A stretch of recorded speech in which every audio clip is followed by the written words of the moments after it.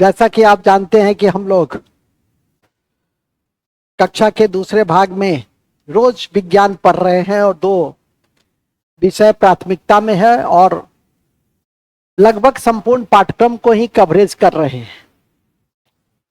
Physics में आप लोगों ने लाइट पढ़ी होगी और इसके बाद इलेक्ट्रिसिटी की शुरुआत हो गई है।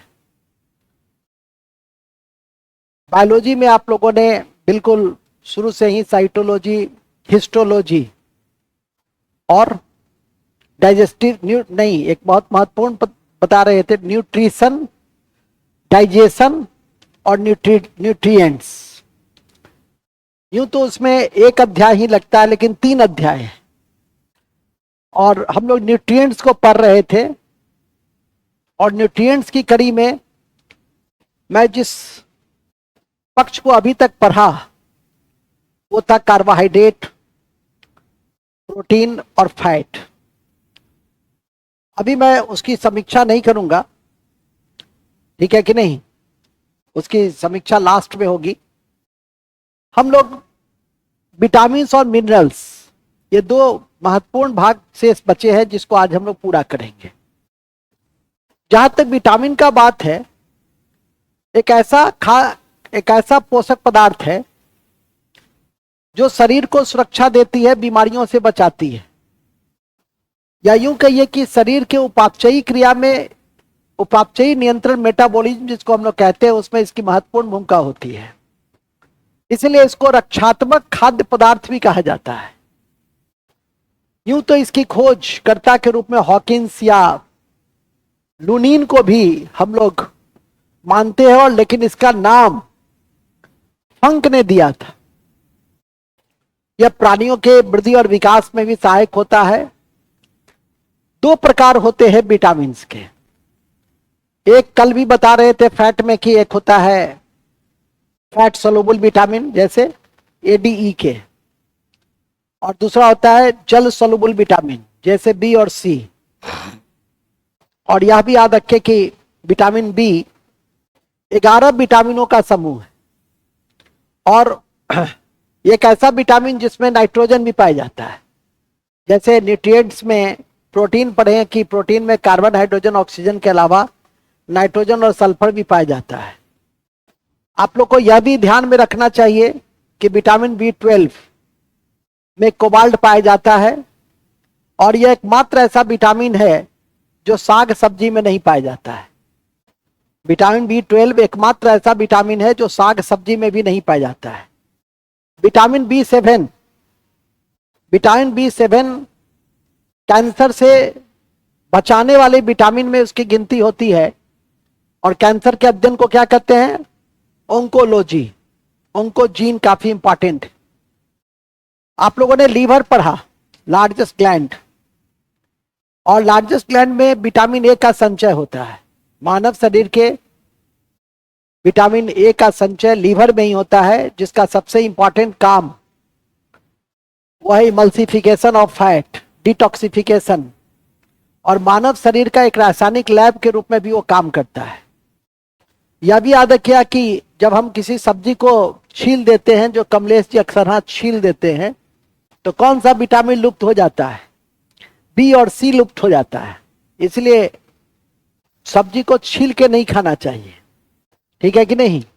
उसको धो के खाइए, न कि छील के खाइए, जो ध्यान रहे। नेक्स्ट, इसी क्रम में कल भी मैंने बताया कि दूध पूर्ण आहार है, और लेकिन 2 विटामिन C और आयरन नहीं पाया जाता है। इसलिए दूध पीने वाले को एनीमिया हो जाती है और स्कर्वी हो जाती है, क्योंकि दोनों पदार्थ की कमी होती है। एक विटामिन होती है जिसको भविष्य का विटामिन कहते हैं, विटामिन P, वो भविष्य का विटामिन है। एक विटामिन होती है जो ब्यूटी विटामिन है, विटामिन E, ये सब ब्यूटी विटामिन में आता है। और विटामिन B ही विषैले पदार्थ से शरीर को बचाता भी है। तो विटामिन का यह सामान्य परिचय है, और इसी सामान्य परिचय की कड़ी में सबसे पहले हम लोग जल में घुलनशील विटामिन को देखेंगे, B और C को देखेंगे, और फिर वसा में घुलनशील विटामिन ए डी ई के मुख्य पक्ष को देखेंगे। कैसे देखेंगे? तो रासायनिक नाम के रूप में देखेंगे, स्रोत के रूप में देखेंगे कि इसका सोर्सेज क्या है। जैसे मान लिया विटामिन ए है, तो विटामिन ए का रासायनिक नाम क्या है? रेटिनॉल। और इसका सोर्सेज क्या है? गाजर, मछली का लीवर का तेल जो एक संतृप्त वसा है। वसा में भी उसको आप पढ़े, पालक और सेब में भी विटामिन ए पाई जाती है और इसकी कमी से आंखों की बीमारी होती है, रतौंधी, जीरोप्थेल्मिया। ठीक है कि नहीं? ये काफी इंपॉर्टेंट है। आपकी जीरोप्थेल्मिया क्या होती है? तो आंखों में लैक्रिमल ग्लैंड जिससे आंसू निकलता है वो खराब हो जाता है। तो इस तरह से उन चीजों को देखेंगे। और आंसू के विषय में पूर्व में ही बताए हैं, आंसू में एक एंजाइम पाया जाता है जिसको लाइसोजाइम कहते हैं, जो बैक्टीरिया को खाता है। इसलिए कहीं कट फट जाए तो आंसू भी जो गिरता है वो यदि उस घाव जख्म पे पड़ जाता है तो भी सूख जाता है। यह भी ध्यान में रखेंगे कि रतौंधी में रात में दिखाई नहीं देता। इन सारी बातों की जानकारी हम अब एक एक करके सिस्टमेटिकली देंगे। तो स्टार्ट करते हैं सबसे पहले परिचय से। लिखेंगे विटामिन परिचय। विटामिन एक रक्षात्मक खाद्य पदार्थ है। विटामिन एक रक्षात्मक खाद्य पदार्थ है जिसकी खोज हॉपकिंस ऑब्लिक लुनीन, जिसकी खोज हॉपकिंस हॉपकिंस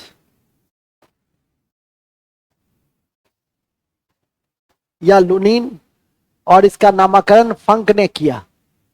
और इसका नामकरण 1912 में फंक ने किया।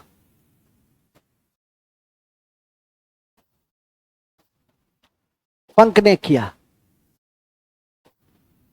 इसका नामकरण कौन किया? फंक ने किया। यह शरीर के उपापचयी क्रिया को नियंत्रित करता है। यह शरीर के उपापचयी क्रिया को नियंत्रित करता है। विटामिन के दो प्रकार होते हैं, या विटामिन को दो भागों में बांटते हैं। विटामिन को दो भागों में बांटते हैं। एक है जल में घुलनशील और दूसरा है वसा में घुलनशील। एक है जल में घुलनशील और दूसरा है वसा में घुलनशील।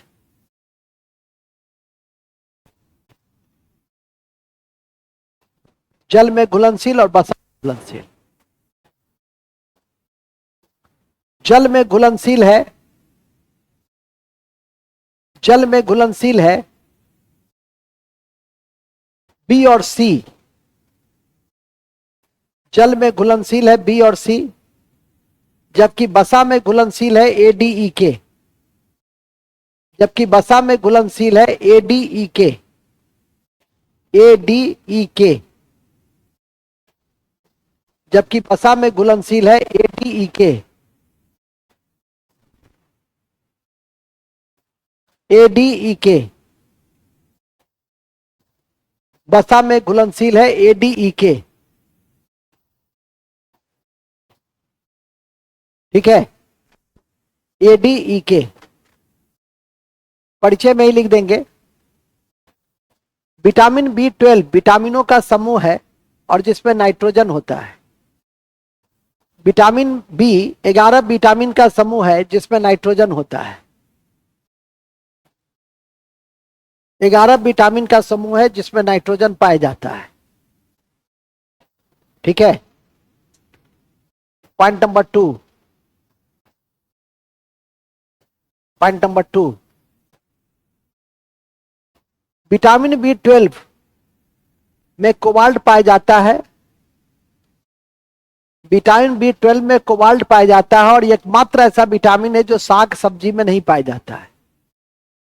विटामिन बी 12 में कोबाल्ट पाया जाता है और यह सब्जी में नहीं पाया जाता है। एकमात्र ऐसा विटामिन है,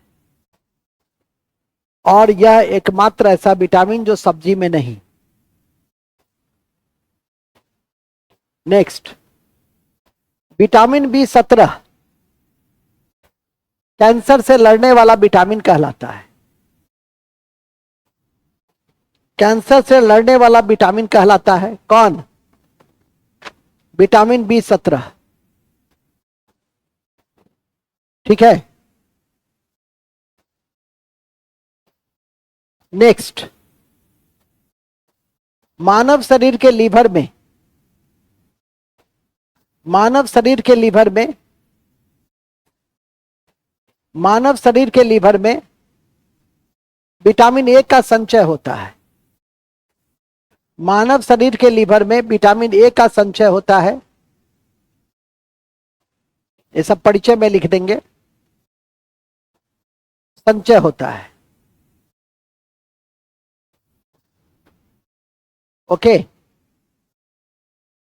इसके बाद है छिली हुई सब्जी में, छिली हुई सब्जी को धोने से, ऐसे लिख दो, छिली हुई सब्जी को धोने से, छीले हुए सब्जी को धोने से, छीले हुई सब्जी को धोने से विटामिन बी और सी निकल जाता है, निकल जाता है। छीले हुए सब्जी को धोने से क्या निकल जाता है? विटामिन बी और सी निकल जाता है। दूध में विटामिन सी और आयरन नहीं पाया जाता है। दूध में विटामिन सी और आयरन नहीं पाया जाता है। दूध में विटामिन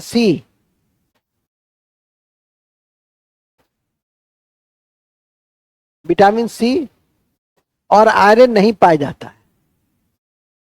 ठीक है।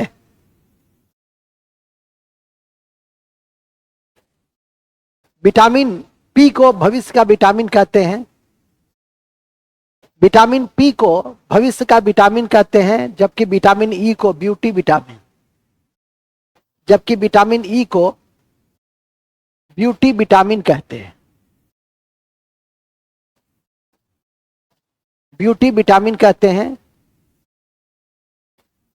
और यह विषैले पदार्थ को शरीर, विषैले पदार्थ से शरीर को बचाता है। और यह विटामिन विषैले पदार्थ से, विषैले पदार्थ से शरीर को बचाता है। विषैले पदार्थ से शरीर को बचाता है, याद रखिएगा। विषैले पदार्थ से शरीर को बचाता है। हालांकि हम लोग के शरीर के भीतर ही प्रतिरोधक क्षमता होती है और इसमें एक ब्लड कोशिका की बड़ी महत्वपूर्ण भूमिका होती है। कौन सी ब्लड कोशिका है जो सबसे महत्वपूर्ण प्रतिरोधक क्षमता को दर्शाता है? हाँ, लिम्फोसाइट, WBC। ये सब जो है काफी महत्वपूर्ण है, जो अस्थि मज्जा में बनती है। जब सर्कुलेशन पढ़ेंगे तो याद रखिएगा, यह ब्लड और लसिका में पाया जाता है। यह लिम्फोसाइट प्रतिरोधक क्षमता से संबंधित काफी महत्वपूर्ण है, जिस पर नजर रखेंगे। ये एक प्रकार का WBC ही होती है। ठीक है कि नहीं? तो यदि WBC दिया तो ठीक है, लिम्फोसाइट भी दिया तो भी ठीक है, कॉपी के ऊपर में लिख लो। ऐसे भी सुबह और शाम में मेरे मुंह से कोई बात निकल जाए तो काफी महत्वपूर्ण होती है। RBC oblique lymphocyte, oblique lymphocyte प्रतिरोधक क्षमता से जुड़ा सबसे महत्वपूर्ण कोशिका है। प्रतिरोधक क्षमता से जुड़ा, प्रतिरोधक क्षमता से जुड़ा सबसे महत्वपूर्ण कोशिका है। सबसे महत्वपूर्ण कोशिका है, सबसे महत्वपूर्ण कोशिका है, जिसका निर्माण अस्थि मज्जा में होता है और यह रक्त और लसिका में पाई जाती है। और यह रक्त और लिम्फ में पाई जाती है, याद रखिएगा। आपकी जानकारी में है भी कि बहुत बड़ी संख्या में, असामान्य संख्या में जब यह कणिका बनने लगती है तो एक रक्त कैंसर हो जाता है। और उस रक्त कैंसर को क्या कहते हैं? ल्यूकेमिया। तो ल्यूकेमिया का संबंध किससे है? WBC से ही है। उसको भी कहीं पे जगह दे दो, घुमा के कहीं लिख दो, कॉपी के ऊपर में टेढ़ा करके लिख दो कि ल्यूकेमिया एक प्रकार का कैंसर है जो WBC के असामान्य संख्या की वृद्धि के कारण होता है, जो WBC के असामान्य वृद्धि के कारण ही होता है, असामान्य संख्या के वृद्धि के कारण ही होता है। ठीक है, ध्यान रखिएगा, ये परीक्षा की दृष्टि से काफी महत्वपूर्ण है। आगे बढ़िए, चलिए चलिए आगे। अब हम लोग एक एक करके विटामिन ए से शुरू करते हैं, ABCDE के, और जिस रूप में शुरू करेंगे तो इसका रासायनिक नाम, इसका खोजकर्ता यदि है तो इसके सोर्सेज, इसकी कमी से होने वाली बीमारी, और इससे जुड़े हुए कुछ महत्वपूर्ण जानकारी मैं आपको देना चाहूंगा। तो लिखिएगा, उसको ऐसे लिखिए, विटामिन ए, रासायनिक नाम रेटिनॉल, खोजकर्ता मैककुलम, खोजकर्ता मैककुलम, मैककुलम। मुख्य स्रोत गाजर, मुख्य स्रोत गाजर, पालक, सेब। मुख्य स्रोत गाजर, पालक, सेब और पीला रंग का फल। पीला रंग का फल में भी विटामिन ए पाया जाता है, जैसे पपीता है, केला है, आम है। मुख्य स्रोत में ऑब्लिक, गाय के दूध में, गाय के दूध में, मछली के तेल में, विशेषकर शार्क मछली में, शार्क मछली में, ब्रोकली में। आजकल ब्रोकली बड़ा चर्चित है, बड़े पदों पे रहने वाले व्यक्ति ब्रोकली खाते हैं। और गोल्डन राइस में, और गोल्डन राइस में विटामिन ए पाई जाती है। समझ जाइए, ये सारे सोर्सेज को ध्यान रखिएगा, जो आपकी परीक्षा को ध्यान में रखकर इसको बनाया गया। ठीक है कि नहीं, बहुत सारी परीक्षा में पूछा भी हुआ है, लेकिन ध्यान में रखिए परीक्षा के दृष्टि से। इसी क्रम में इसकी कमी से होने वाले जो रोग हैं वो भी इंपॉर्टेंट है।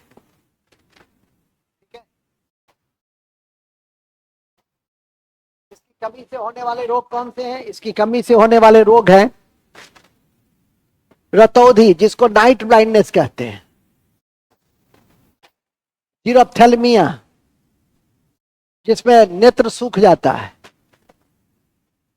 जीरोप्थेल्मिया जिसमें नेत्र सूख जाता है, कैरेटोमेलेसिया जिसमें कॉर्निया नर्म हो जाती है। ठीक है, कैरेटोमेलेसिया जिसमें कॉर्निया नर्म हो जाती है, कैरेटोमेलेसिया जिसमें कॉर्निया नर्म हो जाती है, और सूखी त्वचा, और सूखी त्वचा, और सूखी त्वचा, ये इसकी कमी से होने वाली बीमारी है जिस पर नजर रखी। कौन कौन है? रतौंधी, नाइट ब्लाइंडनेस। आपकी जानकारी में है कि आंख का जब रॉड खराब हो जाता है तो रतौंधी होती है, और आंख में जब कोन खराब हो जाता है, कोन कोशिका, तो कलर ब्लाइंडनेस होती है। नोट में लिख दो, आंख के रॉड खराब हो जाने पर, आंख का रॉड खराब हो जाने पर, आंख के रॉड खराब हो जाने पर रतौंधी, और कोन खराब हो जाने पर, और कोन खराब हो जाने पर कलर ब्लाइंडनेस, जिसमें व्यक्ति लाल और हरे के बीच में अंतर नहीं कर पाता है, जिसमें व्यक्ति लाल और हरे के बीच में अंतर नहीं कर पाता है। जंतु में केवल रॉड सेल पाए जाते हैं, इसलिए वो कलर नहीं पहचानता है, वो केवल उजला और काला ही पहचानता है। आपका जो भैंस है गाय है, बैल है, लिखेंगे जंतु में केवल रॉड सेल ही पाए जाते हैं, इसलिए वह रंग की पहचान नहीं करता है, केवल उजला और काला की पहचान करता है, केवल उजला और काला की ही पहचान करता है। अंडरलाइन कर देंगे, केवल उजला और काला की ही पहचान करता है। ठीक है, करता है। हमारी आजकल ओजोन लेयर में छिद्र हो गया। अभी अंतर्राष्ट्रीय ओजोन दिवस मनाया गया 16 तारीख को। ओजोन की मोटाई हम डॉप्सन यूनिट से मापते हैं। ओजोन की सबसे पहले पहचान अंटार्कटिका में 1985 में किए गए। ओजोन परत समताप मंडल से जुड़ा हुआ है। ओजोन का प्रभाव जो है, ओजोन को हम ओजोन मॉलिक्यूल से हम पानी को भी शुद्ध करते हैं, कीटाणुनाशक भी है। लेकिन ओजोन परत में जो अपक्षय हुआ है, वह अपक्षय आपकी जानकारी में मैं दे दूं कि न केवल उसके अपक्षय का जो प्रभाव पड़ा त्वचा पे, स्किन कैंसर की संख्या बढ़ी है, सनबर्न वगैरह बढ़ा है, साथ में आंख में मोतियाबिंद आजकल बढ़ गया है। और ये जो मोतियाबिंद है, ये मोतियाबिंद कहा जाता है ओजोन का अपक्षय के परिणाम स्वरूप इसकी संख्या में काफी बढ़ोतरी हुई है। तो ये सारे इंपैक्ट को ओजोन के अपक्षय से जोड़कर देख सकते हो कि ओजोन परत में छिद्र से स्किन कैंसर तो सबसे पहला है। यदि परीक्षा में आएगा तो स्किन कैंसर पे टिक लगाइएगा, सनबर्न पे टिक लगाइएगा, त्वचा जलता है, स्किन कैंसर होता है।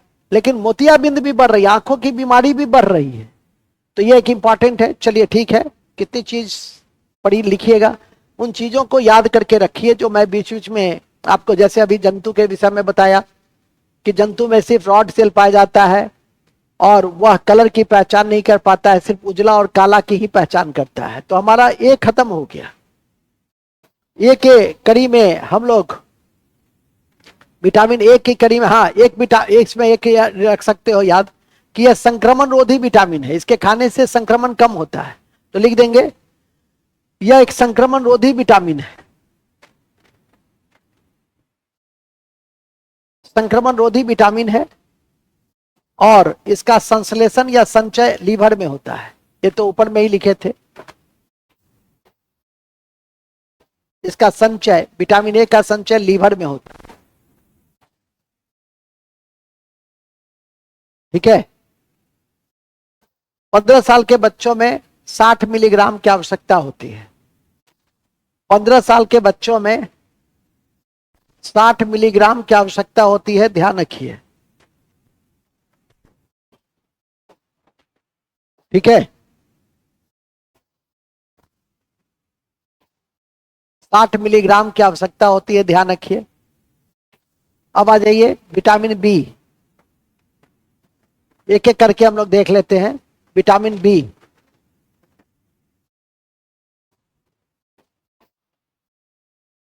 ठीक है, विटामिन बी खोजकर्ता मैककुलम, खोजकर्ता मैककुलम, खोजकर्ता मैककुलम किसमें? मैककुलम। नेक्स्ट, विटामिन वन का, विटामिन ए का रासायनिक नाम, रासायनिक नाम थाइमीन है।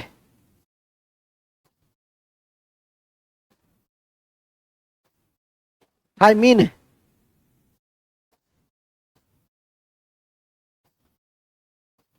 क्या है? थाइमीन है।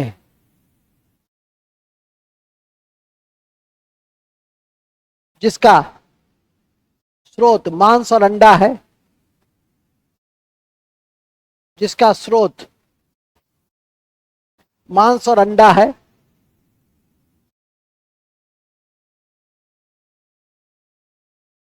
मांस और अंडा है। इसकी कमी से, इसकी कमी से, इसकी कमी से बेरी बेरी होता है।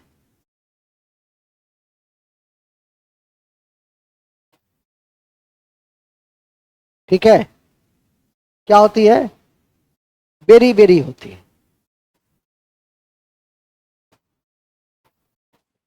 बेरी बेरी होती है।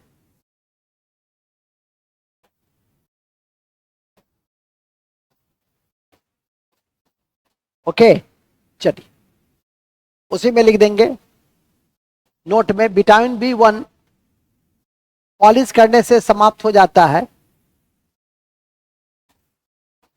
विटामिन B1 पॉलिश करने से समाप्त हो जाता है, पॉलिश करने से समाप्त हो जाता है।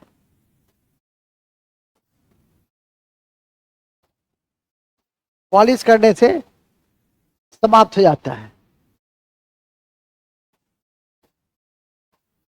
ड्राई फ्रूट को गर्म करने से यह समाप्त हो जाता है। ड्राई फ्रूट को गर्म करने से यह समाप्त हो जाता है। ड्राई फ्रूट को गर्म करने से यह समाप्त हो जाता है।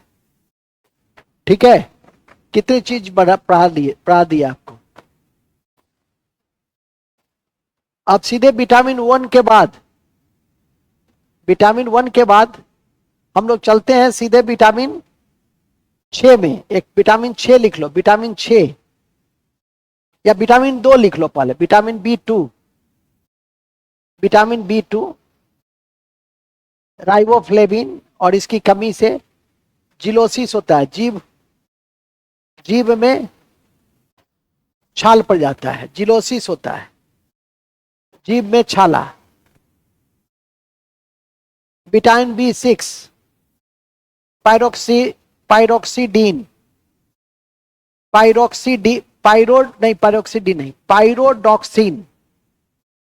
पायरोडॉक्सिन, और रासायनिक नाम है पायरोडॉक्सिन, लिख देना ब्रैकेट में, बहुत महत्वपूर्ण नहीं है लेकिन जानकारी रहनी चाहिए। और इसकी कमी से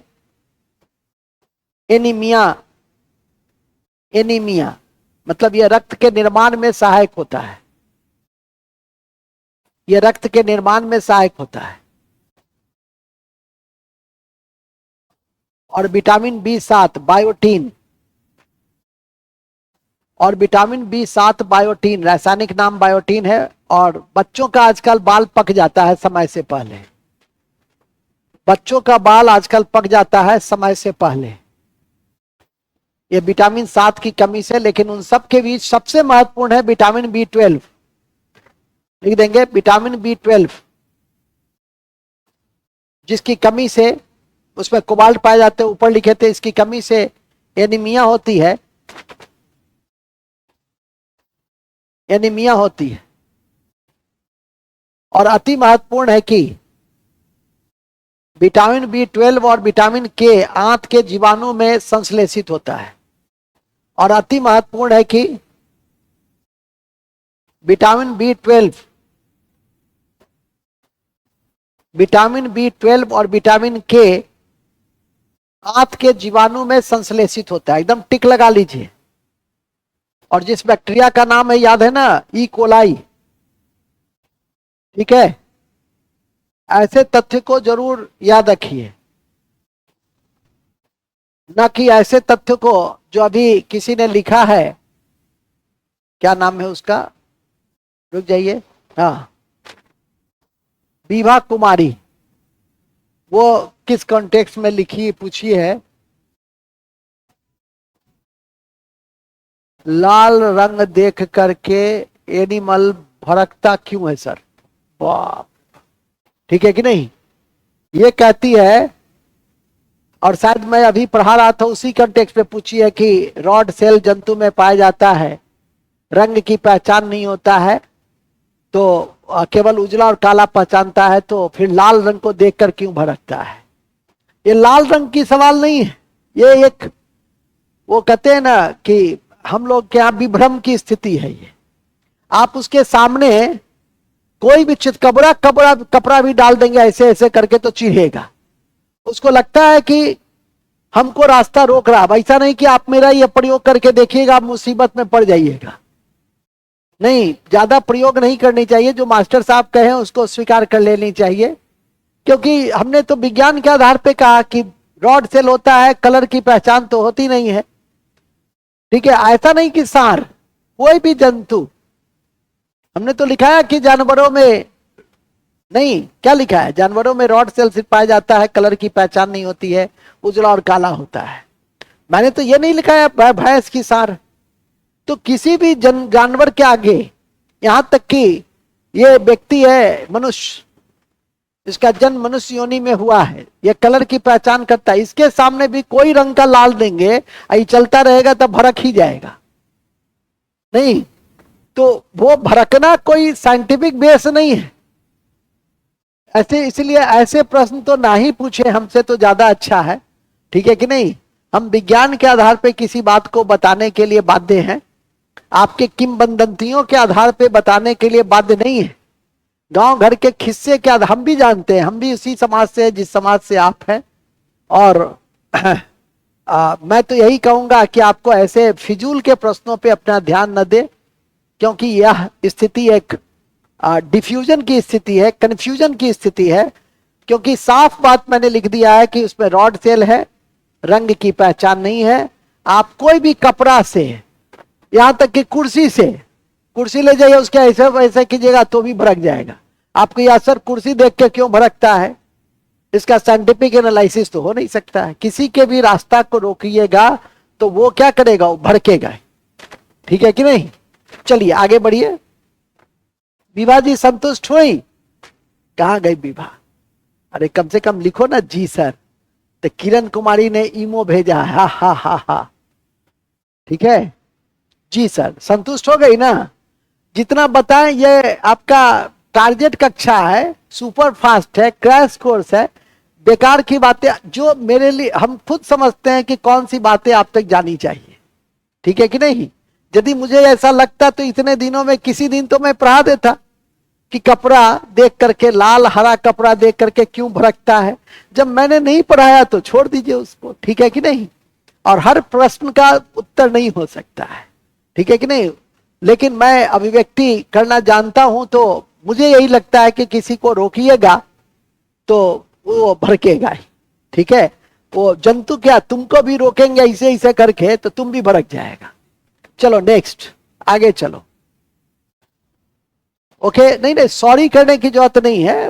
मन में आया उसके लिए अलग कक्षा होती है। ठीक है कि नहीं? उसके लिए शुरुआती दिन की कक्षा होती है, 8-10 महीना जब समय रहता है, चबा चबा के पढ़ा रहे होते हैं, तो उस समय के लिए ये कक्षा में ज्यादा से ज्यादा रिवाइज करने की, तथ्यों को ज्यादा से ज्यादा मेमोराइज करने की कोशिश कीजिए, अवधारणा को स्पष्ट करने की कोशिश कीजिए। चलिए, विटामिन B12 ये याद रखिए, ये ज्यादा अच्छा है। विटामिन B12 विटामिन के आंत के जीवाणु के द्वारा संश्लेषित है, इसको याद रखने का प्रयास कीजिए। ठीक है, चलिए आगे चलिएगा। और विटामिन B12 में कोबाल्ट रहता है कि नहीं, ये सोडियम नाइट्रोप्रोसाइड परीक्षण के द्वारा सिद्ध होता है। इसको लिख लीजिए, कमीशन फैक्ट है, नोट में लिख देंगे। विटामिन B12 में कोबाल्ट की मौजूदगी को सबसे पहले सोडियम नाइट्रोप्रोसाइड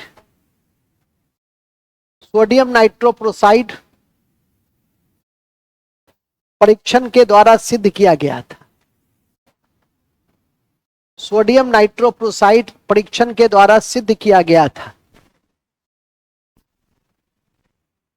सिद्ध किया गया था। नेक्स्ट आइए, विटामिन सी। विटामिन सी में आइए, इसका रासायनिक नाम है एस्कॉर्बिक एसिड। लिखेंगे, इसका रासायनिक नाम एस्कॉर्बिक एसिड है। और यह खट्टे फलों में, आंवला में, यह खट्टे फलों में, आंवला में पाया जाता है, आंवला में पाया जाता है। और इसकी कमी से स्कर्वी, और इसकी कमी से स्कर्वी, मसूरा फूल जाता है, स्कर्वी हो जाती है, मसूरा फूल जाता है, मसूरा फूल जाता है। ठीक है, इन सबको याद रखने की कोशिश कीजिए। कल भी हम आप लोग को बायोलॉजी के 50 क्वेश्चंस आप लोग निश्चित रूप से उस क्लास को करते रहिए। छोटे बड़े सभी तरह के क्वेश्चन की पुनरावृत्ति भी होती है। हालांकि कल एक इंपॉर्टेंट तथ्य मुझे बताना था जो मैं बायोलॉजी में नहीं, हालांकि उसको लिखाता रहता हूं कि एक डायटम है, डायटम का नाम सुना होगा। Very good. डायटम एक कोशीय शैवाल है, ठीक है कि नहीं। और उस एक कोशीय शैवाल वो अपना वो उसके विषय में ये कहा जाता है कि एक ऐसा जीव है जिसमें ओपलिन सिलिका से बने हुए कोशिका भित्ति पाई जाती है। तो ये बड़ा इंपॉर्टेंट फैक्ट है। कॉपी के ऊपर में यदि जगह है तो इसको जगह दे दीजिए। डायटम सिंगल सेल अलगी है। डायटम सिंगल सेल अलगी है, सिंगल सेल अलगी है, अलगी है जिसमें ओपेलिन सिलिका पाई जाती है, जिसमें ओपेलिन सिलिका की सेल वॉल पाई जाती है। ओपेलिन सिलिका की सेल वॉल पाई जाती है कॉपी के ऊपर में।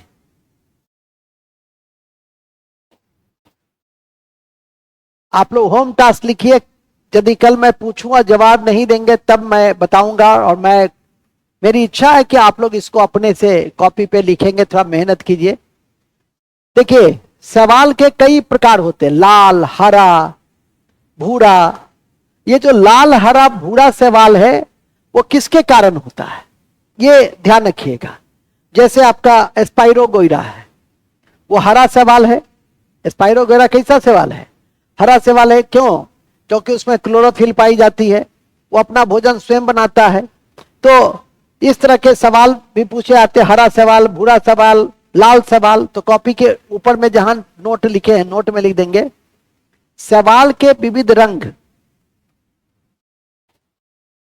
के विषय में मुख्य बिंदु तैयार करें। सवाल के विभिन्न प्रकार के मुख्य बिंदु क्या है? हरा सवाल क्या है, किसकी उपस्थिति के कारण है? सवाल के मुख्य बिंदु को तैयार करें।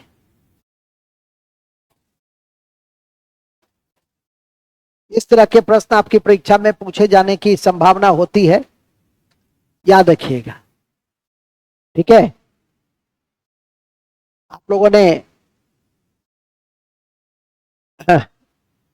जब सवाल की बात है तो एक बहुत इंपॉर्टेंट है, आजकल बायो एग्रीकल्चर का जमाना है, ऑर्गेनिक एग्रीकल्चर का जमाना है, जिसमें हम लोग रसायन मुक्त खेती करते हैं। प्रकृति से जुड़े हुए पदार्थ से बने हुए अवशिष्ट पदार्थ से हम लोग खाद बनाते हैं, उसकी खेती करते हैं।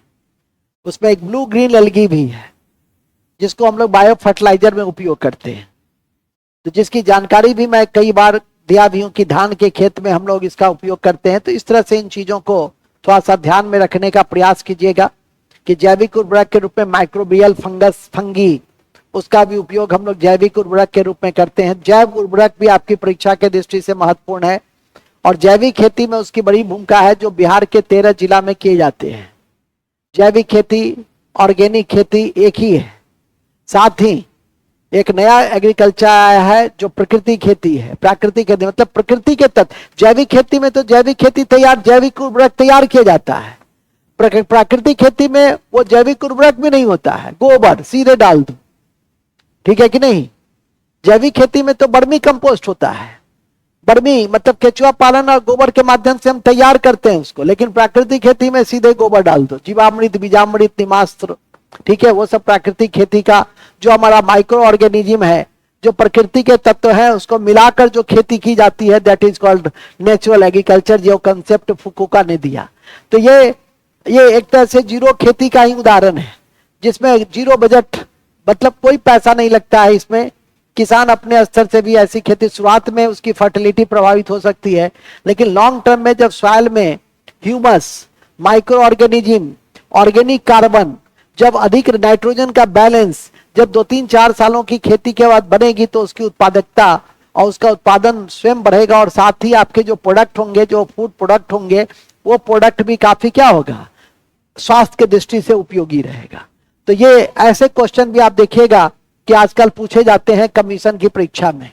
इसलिए मैंने बताया भी था कि मल्चिंग, एक वर्ड दिया था एनवायरमेंट में मल्चिंग, जिसको हमारे रोशन जी ने ही लिखे थे अपने नोट्स में। तो मल्चिंग भी यही है, अपशिष्ट के द्वारा मिट्टी की नमी को बनाए रखने के लिए हम लोग क्या करते हैं, मल्चिंग करते हैं। मतलब अपशिष्ट कौन, जो ऑर्गेनिक अपशिष्ट है। तो इसको थोड़ा सा ध्यान में रखिएगा, जो शब्द हम दे दें भेज दें उसको अति गंभीरता से आप उस पर काम करें तो आपके लिए बेहतर होगा। आगे चलेंगे नेक्स्ट, ठीक है। क्या लिखा है, सबसे पहले विटामिन सी का ही खोज किया गया था।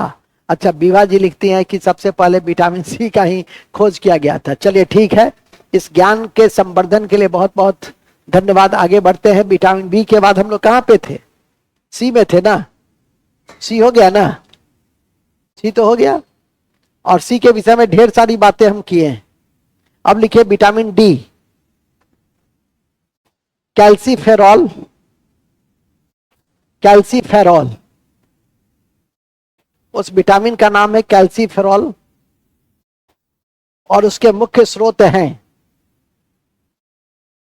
सुबह की सूरज की किरण, सुबह की सूरज की किरण, सुबह की सूरज की किरण।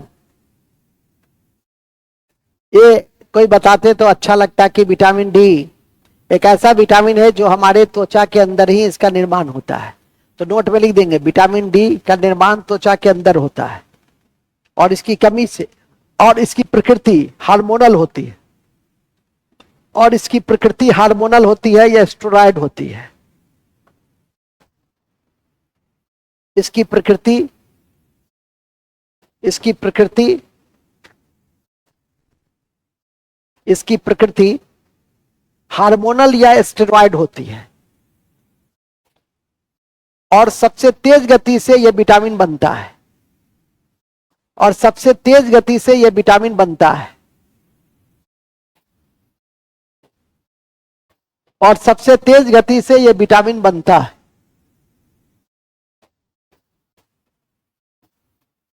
ठीक है, और सबसे तेज गति से यह विटामिन बनता है। कौन विटामिन, डी। आप लोग को जानकारी में दे दें कि इसकी कमी से रिकेट्स होती है, तो लिख दीजिए इसके कमी से रिकेट्स, और वयस्क में या औरतों में, गर्भवती औरतों में ऑस्ट्रोमेलेशिया। तो लिखेंगे विटामिन डी की कमी से बच्चों में रिकेट्स, वयस्क और गर्भवती स्त्री में ऑस्ट्रोमेलेशिया, वयस्क और गर्भवती औरतों में ऑस्ट्रोमेलेशिया, और बुढ़ों में ऑस्टियोपोरोसिस होता है, और वृद्धों में ऑस्टियोपोरोसिस हो जाता है, ऑस्टियोपोरोसिस हो जाता है, ऑस्टियोपोरोसिस हो जाता है। ये बड़ा इंपॉर्टेंट है ये सब, ठीक है।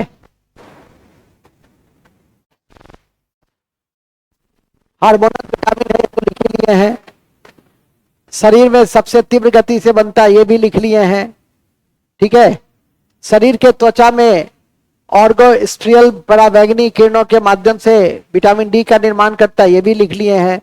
सूर्योदय के समय विटामिन डी सर्वाधिक मात्रा में रहता है, दिन में कम रहता है, ये भी लिख लिए हैं। एक केवल लिख लीजिए, विटामिन डी हरी सब्जी में नहीं पाया जाता है। लिख देंगे विटामिन डी हरी सब्जी में नहीं पाया जाता है, हरी सब्जी में नहीं पाया जाता है। विटामिन डी हरी सब्जी में नहीं पाया जाता है, ठीक है। एक दिन कोई छात्र लिखे थे, कक्षा खत्म हो गई थी, बीएमडी क्या होता है वो जानना चाह रहे थे, और मैं उसके बाद उस प्रसंग को भूल गया। अभी हड्डी की बातें मैं कर दूं आपके समक्ष, ठीक है। और शायद वो बायोलॉजी में नहीं पूछे, वो कहीं करेंट में मैं कुछ बता रहा था किसी प्रसंग में। अब होता है कि आप बायोलॉजी में पूछिएगा तो समझ में बातें आ जाती है। हम करंट पढ़ा रहे हैं और कोई कह दे कि सर बीएमडी क्या होता है, तो हम उसको अंतर्राष्ट्रीय परिदृश्य में समझने का प्रयास करेंगे। हसुआ की विवाह में अभी यदि कोई पूछे, हड्डी पढ़ा रहे हैं तो वहां पर बीएमडी का औचित्य समझ में आता है, बोन मैरो डेंसिटी, जो ये पता लगाता है कि आपकी हड्डी कितनी मजबूत है। तो वहां नोट में लिख दो, बीएमडी बोन मैरो डेंसिटी से हड्डी की मजबूती का पता चलता है, हड्डी की मजबूती का पता चलता है, हड्डी की मजबूती का पता चलता है कि आपकी हड्डी कितनी मजबूत है। ठीक है, चलिए अब विटामिन ई है। विटामिन ई, इसका यदि आप रासायनिक नाम देखिए तो टोकोफेरॉल है, और ये सुंदर हार्मोन है, ब्यूटी हार्मोन है। कौन? Vitamin E. एंटीकोगुलेंट हार्मोन है, ठीक है कि नहीं? तो इसको भी ध्यान में रखिएगा। विटामिन के जहां कोगुलेट हार्मोन है, कोगुलेट विटामिन है, रक्त का धक्का बनाने में सहायता देता है, ये रक्त का धक्का बनाने में असहायता देता है। ठीक है, तो लिख देंगे रासायनिक नाम टोकोफेरॉल। कमी से, इसकी कमी से प्रजनन क्षमता प्रभावित, प्रजनन क्षमता प्रभावित, इसलिए प्रजनन विटामिन है, सौंदर्य विटामिन और प्रजनन विटामिन है। सौंदर्य विटामिन या प्रजनन विटामिन है, ब्यूटी विटामिन।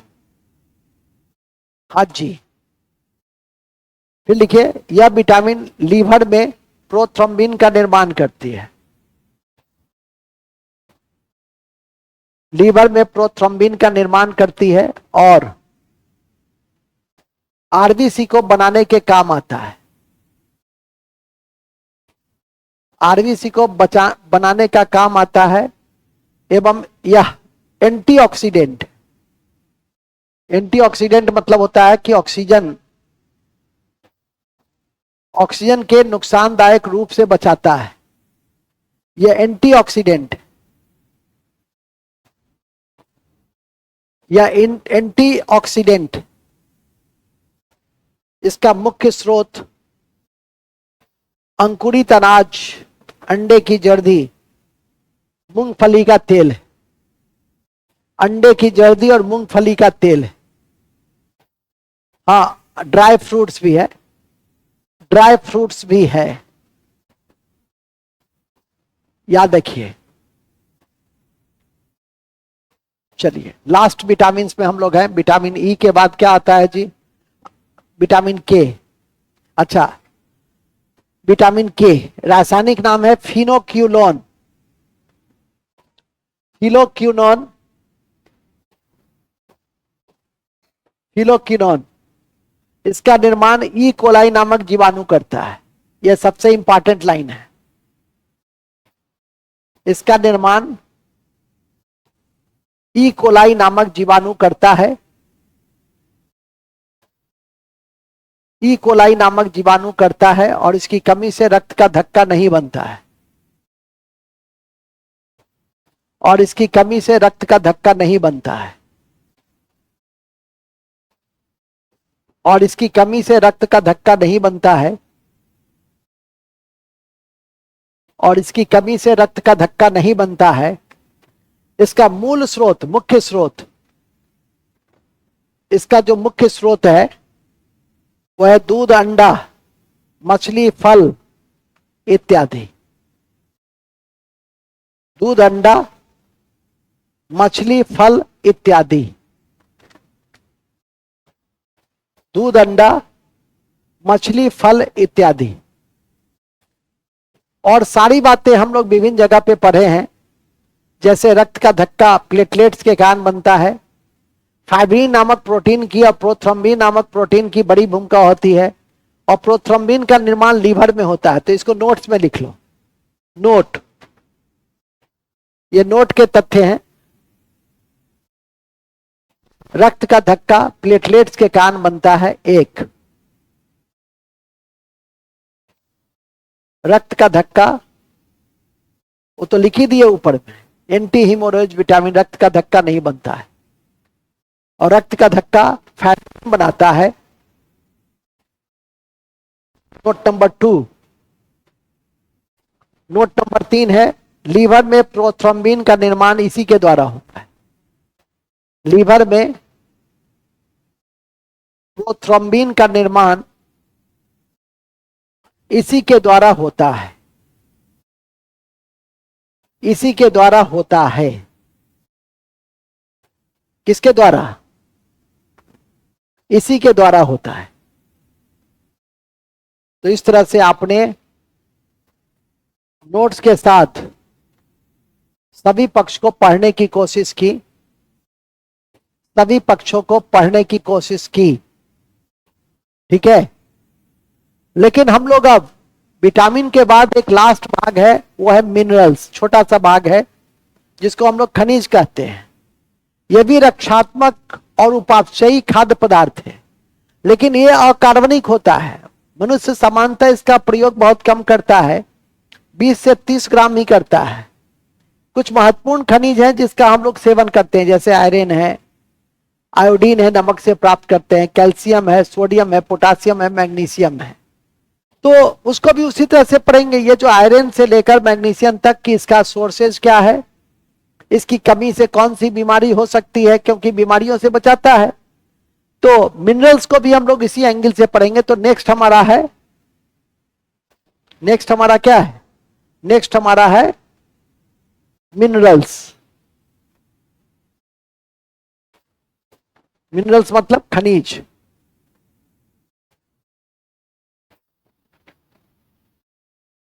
खनिज जिसको हम लोग मिनरल्स कह रहे हैं। अब लिखेंगे यह अकार्बनिक खाद्य पदार्थ, यह अकार्बनिक खाद्य पदार्थ है जिसे,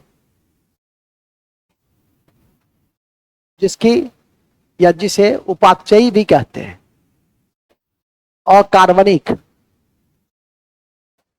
अकार्बनिक खाद्य पदार्थ है ये, अकार्बनिक रक्षात्मक खाद्य पदार्थ। एक लाइन और जोड़ दो, या एक लाइन और जोड़ दो, उपापचयी। एक ही लाइन में सब खत्म। उपापचयी खाद्य पदार्थ,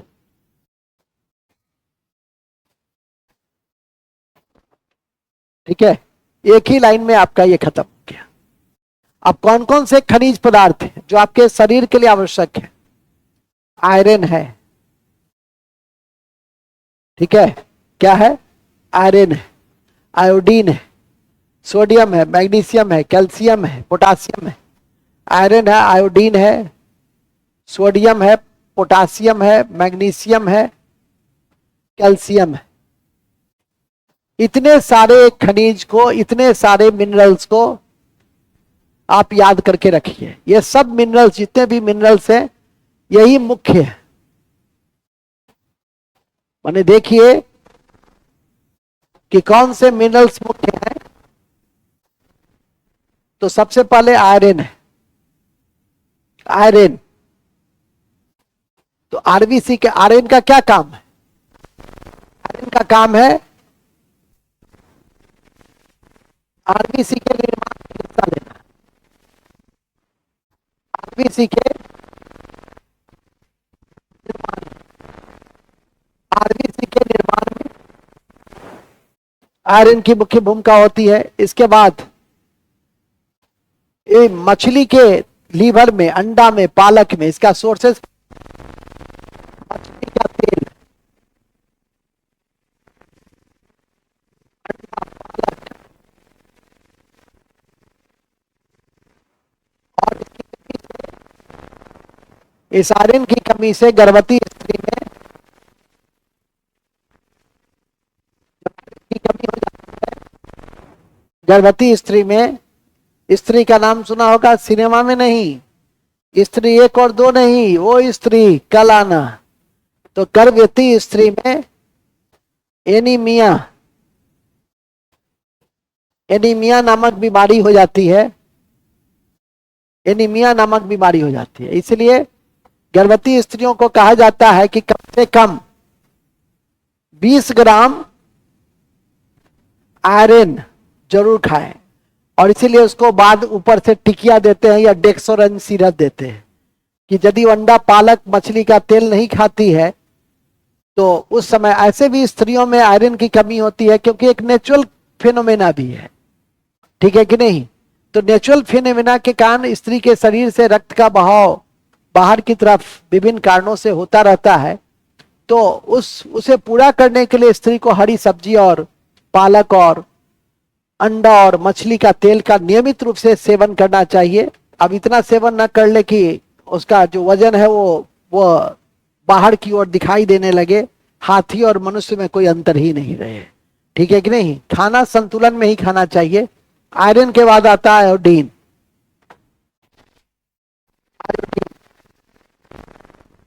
आयोडीन आयोडीन ठीक उसी तरह से यह थायराइड ग्रंथि को क्या करता है, यह थायराइड ग्रंथि को नियंत्रित करता है। थायराइड ग्लैंड को नियंत्रित करता है। यह थायराइड ग्रंथि को नियंत्रित करता है। आपकी जानकारी में है कि थायराइड ग्लैंड से थायरोक्सिन नामक हार्मोन निकलते हैं, ठीक है, जिसमें आयोडीन अधिक होता है, और आयोडीन की कमी से ग्वाइचर नामक बीमारी हो जाती है। पहाड़ी क्षेत्रों में ऐसी बीमारी अधिक होती है। तो ये भी लिख देंगे। इस थायराइड से कौन सा हार्मोन निकलता है, थायरोक्सिन, और आयोडीन की कमी से घेगा रोग होता है, और जो कहां होता है, पहाड़ों में। तो इसको कैसे रोक सकते हैं, नमक के द्वारा। इसको कैसे रोक सकते हैं, नमक के द्वारा। नमक का रासायनिक सूत्र याद है ना, सोडियम क्लोराइड, NaCl। इसको कैसे रोक सकते हैं, तो नमक के द्वारा। तो आयोडीन कंप्लीट। अब आइए कैल्शियम। कैल्शियम कैल्शियम में ज्यादा नहीं देखना है। कैल्शियम कैल्शियम इसका स्रोत क्या है, दूध। इसका स्रोत है दूध, केला। और इसकी कमी से कौन सी बीमारी होती है, हड्डी कमजोर हो जाती है। और कैल्शियम का उपयोग रक्त का धक्का में भी है।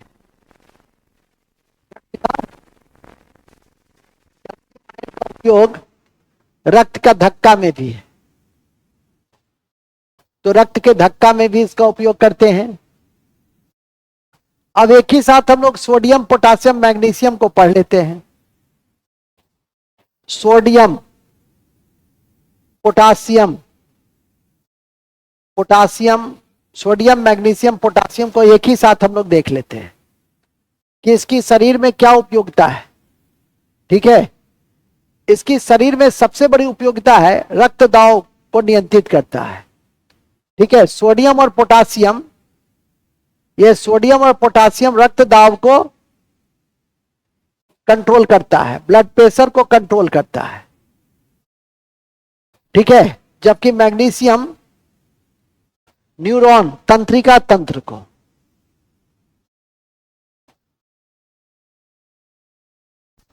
जबकि मैग्नीशियम तंत्रिका तंत्र को मजबूती प्रदान करता है, ठीक है। यही आपके मिनरल्स की क्या है, यही आपके मिनरल्स के विषय में जानना है और समझना है। परीक्षा के दृष्टि से यदि आप इतनी बातें जान लेते हैं तो मैं समझता हूं कि आपको कहीं कोई कठिनाई नहीं आएगी।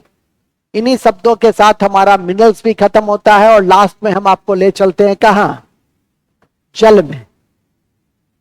वाटर,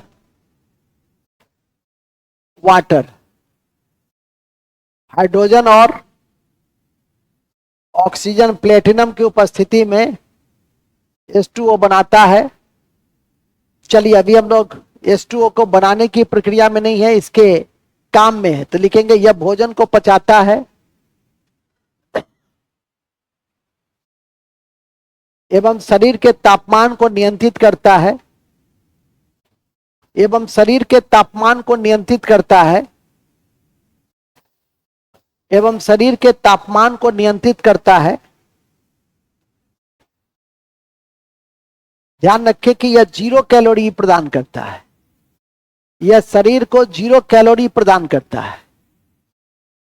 ध्यान में रखें कि यह शरीर को 0 कैलोरी प्रदान करता है।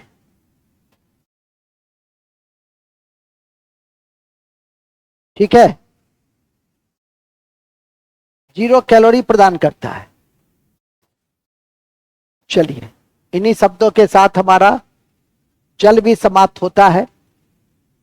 ठीक है, जल भी हमारा समाप्त होता है। ये मादक पदार्थ वगैरह जान करके क्या करोगे? अफीम, गांजा, चरस, भांग, कोकीन, ये सब अन्य बातों में आ जाएंगे, तो लिखेंगे अन्य बातें।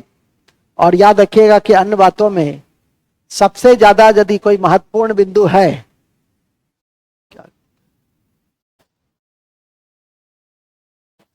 सबसे ज्यादा यदि कोई महत्वपूर्ण बिंदु है तो अन्य बातों में वो है आपका ये D2 को याद रखिएगा। ये आपका इंपॉर्टेंट पॉइंट्स है कि विटामिन D2 का दूसरा नाम क्या है? Ergo calciferol. हालांकि पकड़ लीजिएगा, लेकिन फिर भी लिखिए पहला note, booster fact. Ergo calciferol vitamin D2 को कहा जाता है, विटामिन D2 को कहा जाता है। सबसे अच्छा दूध ऊंट का होता है, इसके बाद बकरी का होता है। ऊंट का होता है, उसके बाद बकरी का होता है। अच्छा ध्यान रखिएगा, ऊंट का दूध का दही नहीं जमता है।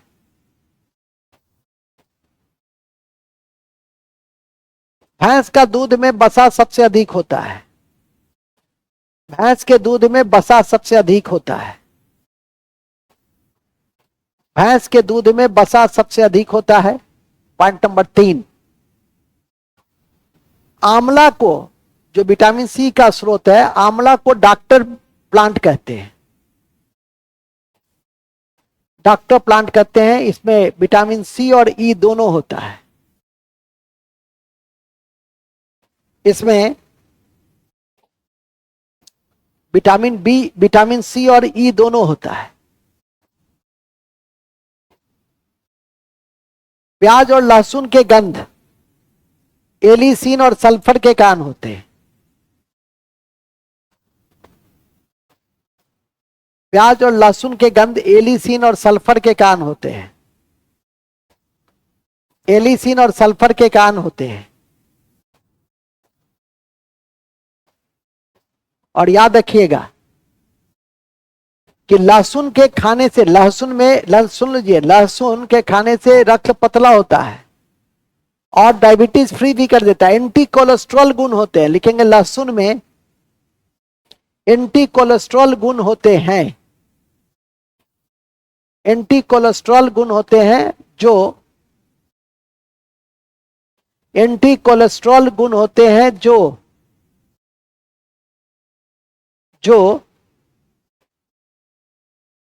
एंटी कोलेस्ट्रॉल के गुण होते हैं, जो क्या करता है?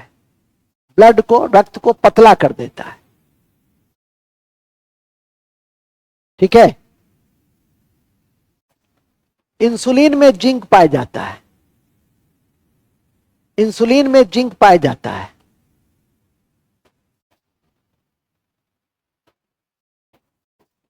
जिंक पाया जाता है। ओके,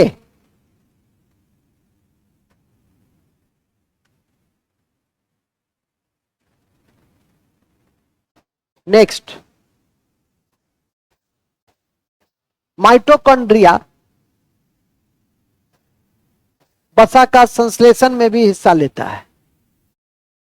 माइटोकॉन्ड्रिया वसा के संश्लेषण में भी हिस्सा लेता है,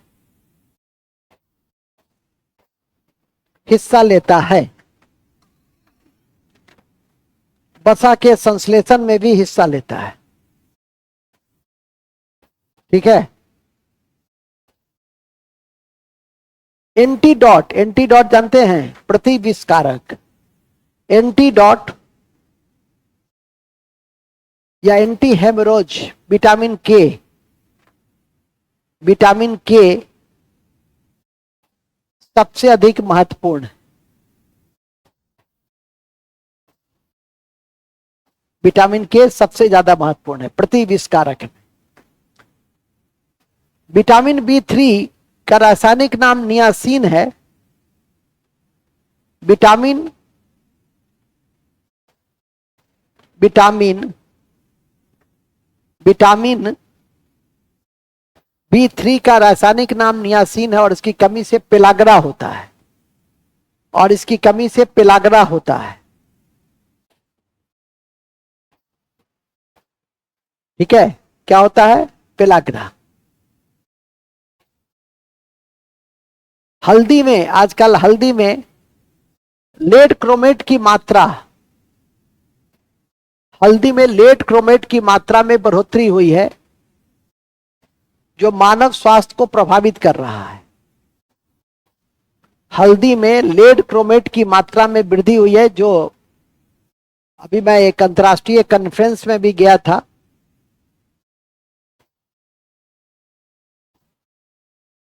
तो ध्यान रखिएगा कि यह लेड क्रोमेट एक राष्ट्रीय अंतर्राष्ट्रीय चिंता का भी विषय है, क्योंकि आजकल इतने मसाला आ गए हैं और सभी मसाला इतने चमकदार होते हैं।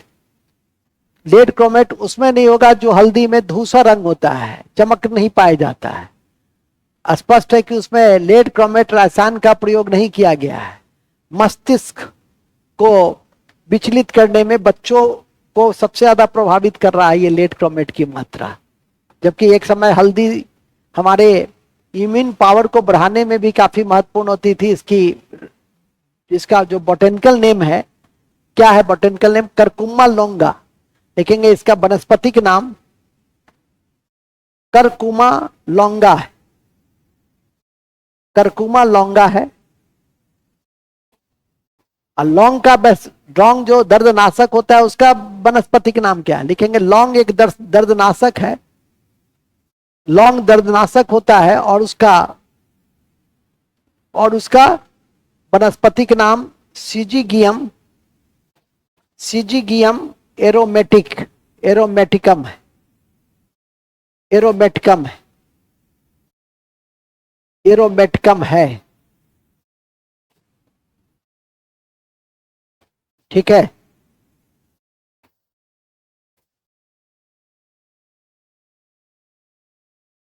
ध्यान में रखें, अदरक, आलू, शकरकंद, अदरक, आलू, शकरकंद जैसे खाद्य सामग्री को तना में संग्रहित किया जाता है। तने में संग्रहित किया जाता है। तने में संग्रहित किया जाता है। ठीक है,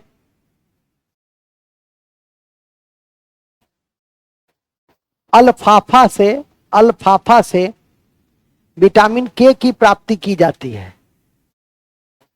अल्फाफा से विटामिन के की प्राप्ति की जाती है। अल्फाफा से विटामिन के की प्राप्ति की जाती है।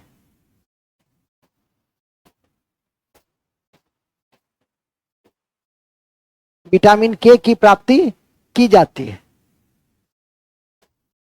ठीक है, गैम्बूसिया से मच्छर का जैव नियंत्रण किया जाता है। गैम्बूसिया मछली से मच्छर का जैव नियंत्रण किया जाता है। जैव नियंत्रण किया जाता है। ठीक है,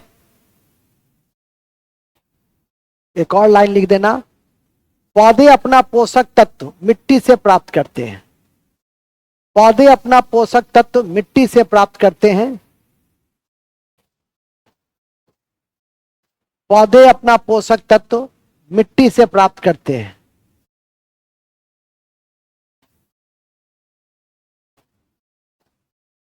जो खनिज के रूप में उपस्थित रहता है। जो खनिज के रूप में उपस्थित रहता है। चलिए, जो खनिज के रूप में उपस्थित रहता है। इन्हीं शब्दों के साथ आज हम जो सबसे बड़े अध्याय थे न्यूट्रिशन, डाइजेशन और न्यूट्रिएंट्स, उसकी समाप्ति की मैं घोषणा करता हूं। और अगले दिन से हमारा जो सबसे इंपॉर्टेंट में सर्कुलेटरी सिस्टम है और डिजीज, जिसको आपको बताना है, तो वो कार्य शेष है, आपके समक्ष की जाएगी। नोट में लिख देंगे, अभी कहां छोड़े हैं, नोट में लिखो। होम टास्क, प्लांट का टैक्सोनॉमी याद करना है अपने स्तर से। केवल हमसे काम कराने से नहीं होगा, थोड़ा अपने स्तर से भी काम कीजिए। चलिए, अब पोषक तत्व के बाद आता है, नदी भेजे थे, नदी भेजे हैं क्या? अब कक्षा की, बायोलॉजी की कक्षा की मैं समाप्ति की घोषणा करता हूं और हम बिहार में चलते हैं।